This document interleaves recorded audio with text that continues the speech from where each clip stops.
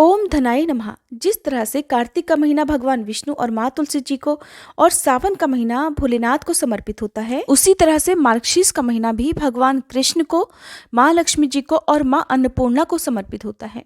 इस पूरे ही महीने में पड़ने वाले सभी गुरुवार को माँ लक्ष्मी जी की कृपा पाने के लिए व्रत रखा जाता है। भगवान श्री कृष्ण ने स्वयं कहा है कि वो मासों में मार्गशीर्ष मास है और इस महीने में यदि सच्चे मन से भगवान कृष्ण की भी पूजा की जाए तो जीवन में जो कुछ भी आपकी अधूरी इच्छाएं हैं वो जरूर पूर्ण हो जाती हैं। हर कोई चाहता है कि उसके घर में धन का अभाव कभी ना हो, उनके घर में पर्याप्त धन हो, धन में खूब बरकत हो और जो भी उनका व्यवसाय है, रोजी रोटी है, उसमें कभी कोई परेशानी ना आए। इन सभी बातों का ध्यान रखने के लिए और अपनी आर्थिक स्थिति सुधारने के लिए यदि आप चाहें तो मार्गशीर्ष महीने के जितने भी गुरुवार हैं उन सभी का आप व्रत रख सकते हैं, जो कि माँ लक्ष्मी जी को समर्पित होता है।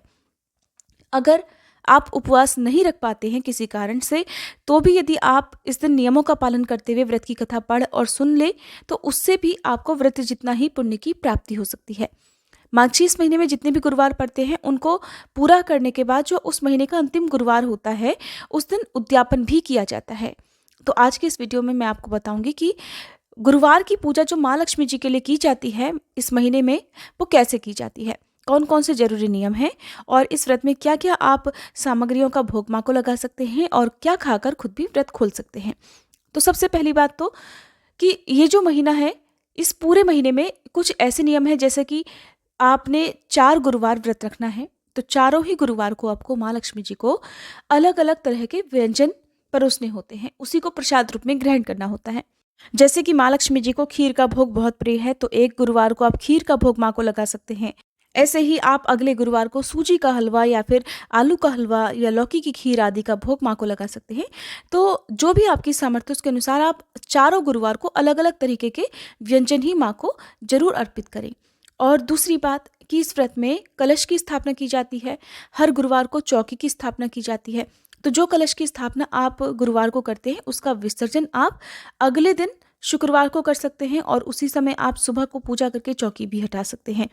ऐसा नहीं है कि आपने पूरे 1 महीने तक अपने घर में चौकी की स्थापना की हुई है तो उसको रखना जरूरी होता है, क्योंकि कई बार लोग एक ही कमरे के घर में रहते हैं, उसी में रहना, खाना, सोना और पूजा करना भी होता है, तो उन लोगों के लिए बड़ी परेशानी हो जाती है। तो अगर आपके पास पर्याप्त जगह है तो आप पूरे 1 महीने तक उस चौकी को रख सकते हैं, माँ लक्ष्मी जी की पूजा वहाँ कर सकते हैं। और नहीं तो कोई ऐसा नियम नहीं है कि पूरे 1 महीने तक आप चौकी को रखें। तो लक्ष्मी जी के व्रत में क्या करना होता है कि सुबह जल्दी उठकर, अगर हो सके तो ब्रह्म मुहूर्त में उठकर पूजा करनी चाहिए। मार्गशीर्ष का महीना है, तुलसी की जड़ से थोड़ी सी मिट्टी लेकर आप उसे अपने शरीर में लेप लगाइए। फिर साफ शुद्ध जल से स्नान कर लीजिए, यदि संभव हो तो पवित्र नदियों में स्नान करें, नहीं तो गंगा जल मिलाकर भी स्नान किया जा सकता है।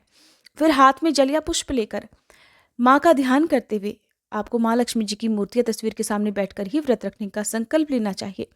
उत्तर दिशा की तरफ माँ लक्ष्मी जी का वास माना जाता है, तो सुबह यदि आप ब्रह्म मुहूर्त में उठते हैं उस समय या फिर शाम की पूजा जो आप करते हैं उस समय उत्तर दिशा की तरफ मुंह करके आपको माँ लक्ष्मी जी का आह्वान करना चाहिए। उन्हें पुकार कर आपकी जो भी कामना है उसे पूरा करने के लिए माँ से प्रार्थना करनी चाहिए। फिर मंदिर में ही चौकी पर लाल वस्त्र बिछाकर उस पर भगवान श्री गणेश की और माँ लक्ष्मी जी की तस्वीर या प्रतिमा की स्थापना करके फिर माँ को आप गंगा जल से स्नान कराएं।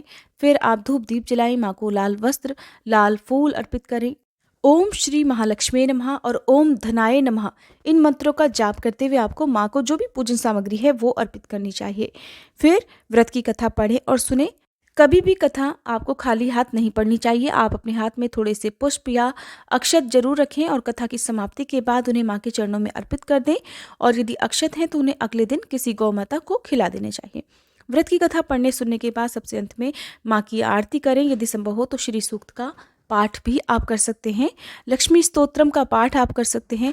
और इस दिन खास बातें आपको ध्यान में रखनी है कि अगर आपके पास कौड़ियाँ हैं, कौड़ियाँ हो, गोमती चक्र हो, श्री यंत्र हो या फिर कमल गट्टे हो तो आप उन्हें माँ लक्ष्मी जी को इस दिन जरूर अर्पित करें।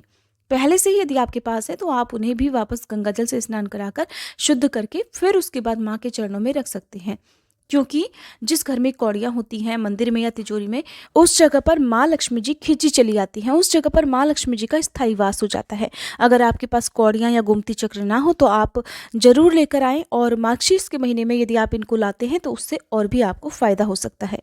इस प्रकार से सुबह की पूजा करने के बाद दिन भर आप उपवास रखें। इस व्रत में जहाँ तक हो सके मीठा भोजन ग्रहण करें। अगर मीठा भोजन आपको करना मना है तो आप फिर सेंधा नमक का प्रयोग भी कर सकते हैं। और इस दिन यदि हो सके तो एक छोटी कन्या को आप कुछ ना कुछ मीठी वस्तु जरूर खिलाएं। और दिन भर उपवास रखने के बाद शाम के समय एक बार फिर से ऐसे ही विधि विधान से माँ की पूजा करें। भोग आप एक बार भी लगा सकते हैं, जैसे जो व्यंजन मैंने आपको बताए उसका भोग शाम को लगाएं, लेकिन सुबह को आप कोई भी फल या मिठाई माँ लक्ष्मी जी को जरूर अर्पित करें। इस प्रकार शाम की पूजा करने के बाद जो भी आप फलाहार ग्रहण करना चाहते हैं या यदि आप भोजन करना चाहते हो तो शुद्ध सात्विक भोजन आप ग्रहण करके अपना उपवास खोल सकते हैं। तो ये थी माँ लक्ष्मी जी की संपूर्ण पूजा विधि की जानकारी। अगर आप सुनना चाहते हो माँ लक्ष्मी जी की व्रत कथा तो इसकी वीडियो हमारे चैनल पर अपलोडेड है, आप जरूर देख लीजिएगा।